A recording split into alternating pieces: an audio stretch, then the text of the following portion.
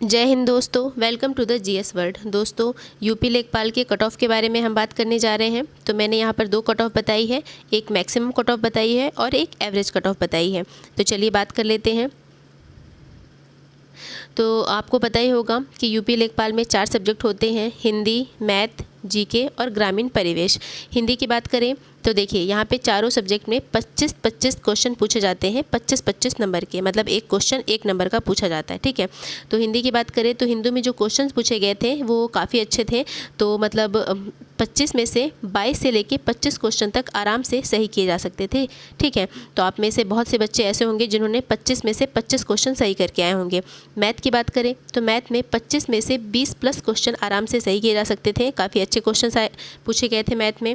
और जीके की बात करें तो जीके में 25 में से 18 प्लस क्वेश्चन आराम से सही किए जा सकते थे। जिन बच्चों ने जो बच्चे इतने सही करके आए हैं वो अपने आप को सेफ जोन में रख सकते हैं। ठीक है, ग्रामीण परिवेश की बात करें तो जो ग्रामीण परिवेश के क्वेश्चन पूछे गए थे वो काफ़ी अच्छे लेवल के पूछे गए थे, योजनाओं पर आधारित।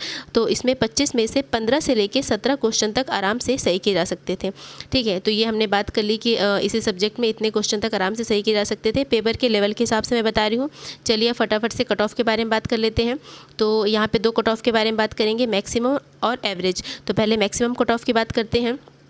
तो अनरिजर्व कैटेगरी की बात करें तो यदि आपके 100 में से 80 क्वेश्चन 80 नंबर बन रहे हैं तो आप अपने आप को सेफ जोन में रख सकते हैं। ठीक है, और ओबीसी और ईडब्ल्यूएस कैटेगरी की बात करें तो यदि आपके 100 में से 78 नंबर बन रहे हैं तो आप अपने आप को सेफ जोन में रख सकते हैं। दोस्तों, यहाँ पे माइनस मार्किंग को ध्यान में रखते हुए मैं बात कर रही हूँ। आपको पता होगा कि यूपी लेखपाल में 1/4 माइनस मार्किंग थी, मतलब यदि आपके 4 गलत क्वेश्चन हो गए तो आपका एक सही क्वेश्चन अपने आप ही कट हो जाएगा। ठीक है, 4 गलत पे 1 नंबर काट लिया जाएगा। तो यहाँ पे माइनस मार्किंग को ध्यान में रखते हुए कट ऑफ बताई गई है। और किसी भी एग्ज़ाम में कट ऑफ का बहुत ही मेन रोल होता है। ठीक है, और जल्दी से अगली कैटेगरी की बात कर लेते हैं। तो ऐसी कैटेगरी की बात की जाए तो यदि आपके 100 में से 72 नंबर बन रहे हैं तो आप अपने आप को सेफ जोन में मान सकते हैं। और एसटी कैटेगरी की बात की जाए तो यदि आपके 100 में से 68 नंबर बन रहे हैं तो आप अपने आप को सेफ जोन में रख सकते हैं।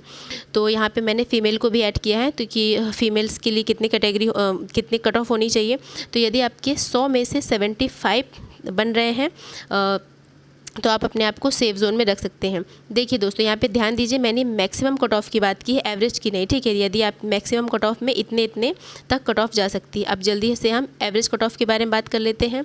ठीक है, एवरेज कट ऑफ में देखा जाए तो अनरिजर्व कैटेगरी की 76 तक बन सकते हैं, मतलब यदि आपके 76 तक सही है तो आप अपने आप को सेफ जोन में मान सकते हैं। इसी तरीके से ओबीसी की बात की जाए तो ओबीसी की 75 प्लस यदि आपने सही किए हैं, मतलब 75 तक यदि आपके नंबर बन रहे हैं तो आप अपने आप को सेफ जोन में मान सकते हैं। ईडब्ल्यूएस कैटेगरी की बात की जाए तो इसमें भी ओबीसी की तरह यदि आपने 75 तक नंबर करके आए हैं तो आप अपने आप को सेफ जोन में मान सकते हैं। अब जल्दी से अन्य कैटेगरी की बात कर ली जाती है। तो अगर ऐसी कैटेगरी के हैं आप तो यदि आपने 70 तक सही करके आए हैं तो आप अपने आप को सेफ जोन में रख सकते हैं। एसटी कैटेगरी वाले यदि आपने 65 प्लस तक सही करके आए हैं तो आप अपने आप को सेफ जोन में मान सकते हैं। ठीक है, फीमेल्स की बात की जाए तो यदि आपके 72 तक नंबर बन रहे हैं, 72 प्लस आपने सही किए हैं तो आप अपने आप को सेफ जोन में रख सकते हैं। तो दोस्तों ने यहाँ पर मैंने 2 कट ऑफ बताई, एक मैक्सिमम बताई और एक एवरेज बताई। वैसे जो मैंने एवरेज बताई वो बिल्कुल एक्यूरेट है, इसके आसपास ही आपकी कट ऑफ हो जाएगी। अब जैसे जैसे मुझे डाटा मिलेगा मैं उसे एनालाइज करके और सबके रिव्यू पर और कट ऑफ की वीडियो डालती रहूँगी। तो यदि आपको मेरा वीडियो पसंद आया है तो उसे लाइक करिए, सब्सक्राइब करिए। धन्यवाद दोस्तों।